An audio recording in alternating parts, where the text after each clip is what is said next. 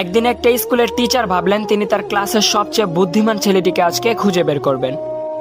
তারপর ক্লাসে থাকা সমস্ত ছেলেদের দিকে উদ্দেশ্য করে স্যার বললেন, এখানে এমন কে আছো যে নিজেকে সবচেয়ে বুদ্ধিমান মনে করো? 3টি ছেলে হাত তুলে দাঁড়ালো, বলল, স্যার আমি সবচেয়ে বুদ্ধিমান। স্যার বললেন, আমি একজনকে বেছে নিতে চাই, অতএব তোমাদের একটা ছোট্ট পরীক্ষা দিতে হবে। আগামীকাল তোমরা স্কুলে আসার পূর্বে 3টি মুরগি 3 জনে আলাদা আলাদাভাবে জবাই করবে। মুরগি 3টিকে এমন জায়গায় জবাই করবে যেখানে তুমি ব্যতীত অন্য কেউই দেখতে পাবে না, অতএব তোমার কারোর কাছে জবাবদিহি করতে হবে না। 3টি ছেলে হেসে উঠলো এবং বলল, স্যার এটা তো খুব সহজ, আমরা আগামীকাল অবশ্যই এটা করব। পরের দিন ক্লাসে 3টি ছেলেই উপস্থিত হলো। নাম্বার 1 উঠে দাঁড়ালো, বলল, স্যার আমি মুরগিটিকে আমার বন্ধু রুমে জবাই করেছি, যেখান থেকে আমাকে কেউই দেখতে পায়নি, অতএব আমার কারোর কাছে জবাবদিহি করতে হবে না।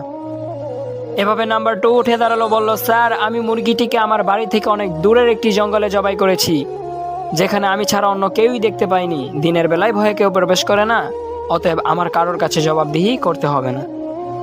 তারপর নাম্বার 3 উঠে দাঁড়ালো এবং কান্না করতে করতে বলল, স্যার আমি মুরগিটিকে জবাই করতে পারিনি, আমি যেখানেই যাচ্ছিলাম, জঙ্গলে যাচ্ছিলাম, পানির নিচে যাচ্ছিলাম, কিন্তু মুরগিটিকে জবাই করতে পারিনি কারণ আমাকে একজন দেখছিল, তার কাছে আমার জবাবদিহি করতে হবে, বেঁচে যাওয়ার কোনো উপায় নাই। কার কথা বলছিল? কার কথা বলছিল আপনারা জানেন?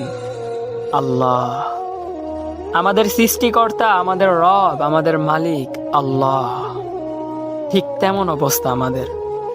আমরা অনেক চালাক। আমরা যখন কোনো পাপ কাজে লিপ্ত হই, ডানে তাকাই, বামে তাকাই, সামনে তাকাই, পেছনে তাকাই, কিন্তু উপরে তাকাতে ভুলে যাই। যদিও উপরে তাকালে আমরা কাউকেই দেখতে পাই না, কিন্তু আমরা তো বিশ্বাস করি আমাদেরকে দেখছেন কে? আল্লাহ। আমাদের মনের কথা জানেন কে? আল্লাহ। আল্লাহ বুবা ব্যক্তির কথাও কিন্তু জানেন। কি জানেন না? জানে। অতএব সকাল থেকে দুপুর, দুপুর থেকে সন্ধ্যা, সন্ধ্যা থেকে গভীর রাত, যেখানেই যা কিছু করছেন, যদি একবার ভেবে দেখেন যে উপরওয়ালা আমাদের ঠিক এইভাবেই দেখছে, তাহলে খোদার কসম আপনি আপনার অবস্থান পরিবর্তন করে ফেলবেন, শুধুমাত্র আল্লাহর ভয়ে।